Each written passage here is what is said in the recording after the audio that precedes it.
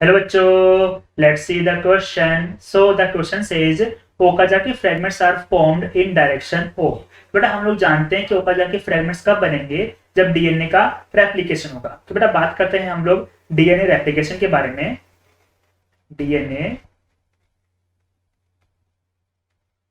Replication के बारे में बेटा डीएनए का रेप्लिकेशन दो तरीके से होता है। एक स्टैंड पे होगा कंटिन्यूअस, दूसरे स्टैंड पे होगा डिसकंटिन्यूअस। तो जिस स्टैंड पर डिसकंटिन्यूअस होगा बेटा उस स्टैंड पे बनेंगे ओकाजाकी फ्रेगमेंट्स। और Okazaki fragments are simply small segment of DNA. Small small DNA के सेगमेंट्स को हम क्या बोलते हैं? Okazaki fragments. और बेटा ये किस पे बनेंगे? लैगिंग स्टैंड पे बनेंगे। So Okazaki fragment,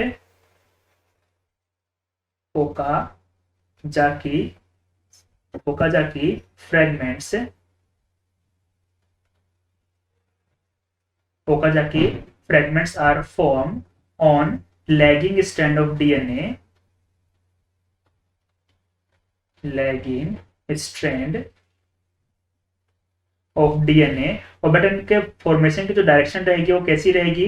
they are always form in 5 prime to 3 prime in direction. 5 prime to 3 prime in direction.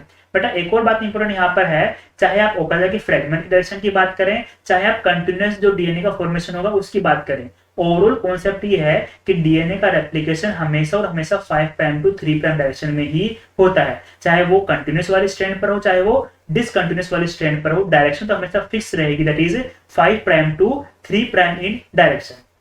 इसके साथ में बेटा जब ट्रांसक्रिप्शन होता है तो ट्रांसक्रिप्शन की डायरेक्शन भी हमेशा 5 प्राइम टू 3 प्राइम ही होती है। तो हमारे को एक ब्रॉड कॉन्सेप्ट ये निकल करके आ रहा है, चाहे डीएनए का रेप्लिकेशन हो चाहे ट्रांसक्रिप्शन हो बेटा, दोनों ही कंडीशन के अंदर जो डायरेक्शन होगी that is always 5 prime to 3 prime in direction. So according to this our correct answer will be option B. Best of luck.